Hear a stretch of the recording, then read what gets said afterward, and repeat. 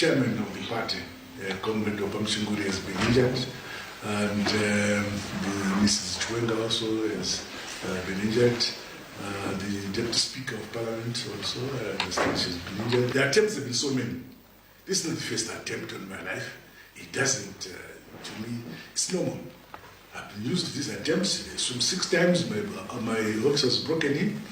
Cyanide was put on my home offices to threaten me so many times. Now, when bodyguards or elite protection of presidents and heads of states are appointed, a lot of things are taken into consideration. And amongst these are the ability to protect at all costs and the intelligence to anticipate thought or any attacks or even attempted attacks on the lives of these heads of state. So with all this training and given mandate on, how is it then possible that a head of state can find themselves barely escaping a bomb explosion just a few feet from the podium on which they were delivering their speech? What could have happened? Now, Condon is the owner of D&K Management Consultants with years of experience in VIP protection, and he is here to help us piece this puzzle together. Carl, thank you for your time. Good morning. Yeah, good morning, and good morning to your viewers. Thank you so much. Carl, let me first of all say that I feel like the first step of recruitment of anybody in VIP services is the face. Because you've got that face that already, it's like a stop nonsense. Like literally your face is just ready for action. I don't know if that's a compliment or not, but Right. It's on the fence. It's on the fence, Yeah, but I've got an entry-level medical aid, so it's a compliment in this case. Because I want to keep peace with point you. taken. Talk us through VIP protection services. What type of training goes into your VIPs? All right, look, there's the standard entry-level training, but when we're talking about this type of security detail, close protection officers who are involved with protecting VIPs and principles of this nature, particularly political principles, those individuals are trained to the highest level, or should be. And the training is ongoing. It's not a course. It's not something one goes and does quickly and then that's it. It is years and years of experience, and you build your way up. And in the presidential protection units, these are meant to be the elite of the elite. Sadly, I don't necessarily agree that that's still the case in many countries. Certainly, if we look at the Zimbabwe situation, the Ethiopian one, there seems to be a major, and in fact almost fateful decline in the level of the protection services. So to answer your question, the training is supposed to be ongoing, and it's supposed to be of the highest level, whether it's done locally or abroad.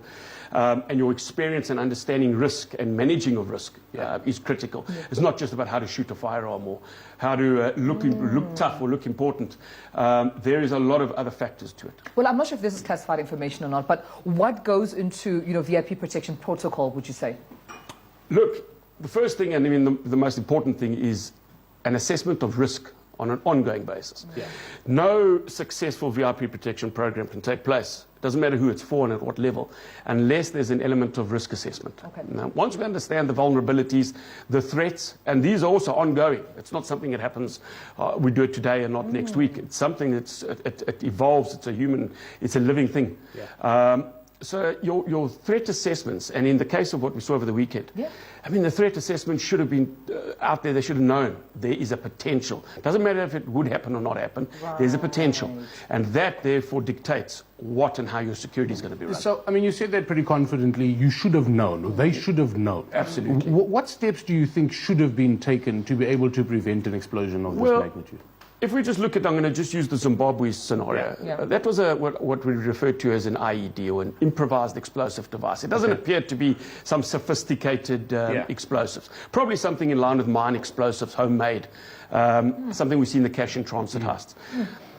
The fact that it got placed, hidden and then detonated, tells you that there was role players. It wasn't a grenade attack as we saw in the Ethiopian scenario, where one individual can get fairly close and it's almost impossible to stop everyone all the time. But in the Zimbabwe scenario, if I was questioning the head of presidential security, my first question would be, what was done to sweep and clean and then secure the venue? This happened inside a tented venue, an area, a cordoned off zone, a zone of safety. It wasn't in the streets in Harare or Bulawayo driving down the road. This meant that somebody physically had to go in place. The sweeping and the sanitization of the area in question, if it was done, it was then breached afterwards. which is unacceptable. Yeah. If it wasn't done, well, why wasn't it done? Right. So if you, and sorry to break your word there, okay. Tunes, but if you, let's just say you were head of state security for Zimbabwe. God forbid. God forbid, maybe. But the fact is like you're saying, there are many people that would have been involved. Yeah. Where would your investigation start? Does it start internally with your security team, or does it start externally with possible threats? No, it would have to start now with immediately at the source. That the device didn't find itself there. It wasn't placed there months and months ago, and it suddenly just happened to be in the wrong place at the right time, or however you choose to verbalize that. The point is, no, there's internal involvement here. There's a breach in security, so your investigation would have to start with your inner ring, your inner cordon. Obviously, one needs to look at externally in terms of who would be behind it, who's the motivating factors that sort of put the idea there. I mean, these things didn't just happen on Friday night. We'll just decide to do this around a campfire and decided we'll go and detonate something on the weekend. This was planned and discussed. The president's movements were discussed, how he's going to access or egress from the stage, these type of things.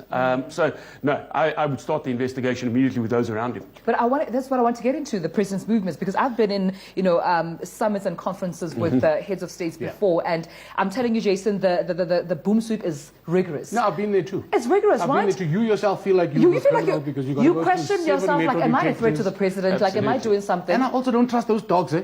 You don't Because when trust those those dogs sit down now, you're in trouble for no reason. They sniff at If the dog anything. just gets tired when you're walking past it, now there's questions being asked. Absolutely. And to let's be honest, we also watch too much TV.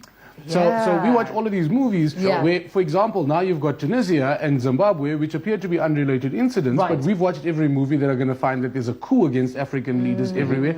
Is there a natural link, or is it just purely coincidental from a timing point of view? Yeah, I think... I'm not a political commentator, so I don't know, to be quite honest. I do think, as we all know, certain areas in the region are more unstable than others. I think if one looks at Zimbabwe in what's going on with elections coming up, that alone should tell you that this is it is a breeding ground for unhappiness in certain elements. It comes on the back of an overtake, or however certain people might say an overthrow. So it comes to reason that when just going back to the threat assessments, those involved with that would look at this and say there must be still people in the ruling party at the moment who are unhappy. And what worries me, if we just jump across the border, come back home, is this the kind of thing that one needs to ignore here? We have a ruling party that there's discourse and unhappiness. We have outside or other parties that are pushing hard. And, it takes these, just one crazy dramatic event to turn everything on its head.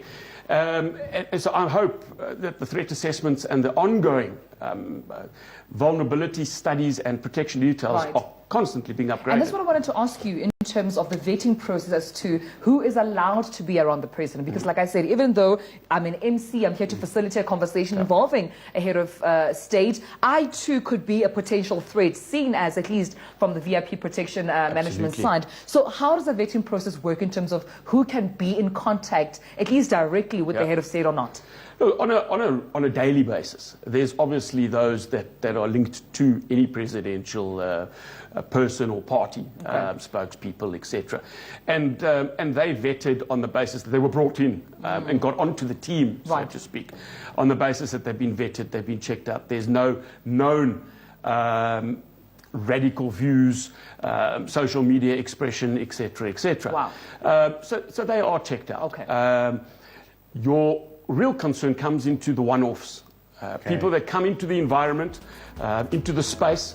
The one-offs. The one-offs, The one-offs. That music in the background, unfortunately, means that we are out of time. Kyle, I want to thank you for your contribution. Thank you so much. You've made us feel safe in the studio. Thank you. I also just would like to clear up for South Africa that Toombs has identified herself as a possible threat. I, however, am not a threat to any presidents anywhere. Have never been, will never be. So, Mr. President, if you're looking for somebody that can jump in front, somebody that can dive in front of bullets, I'm ready, Mr. President, for the call-up. I'll be your permanent MC. For now, let's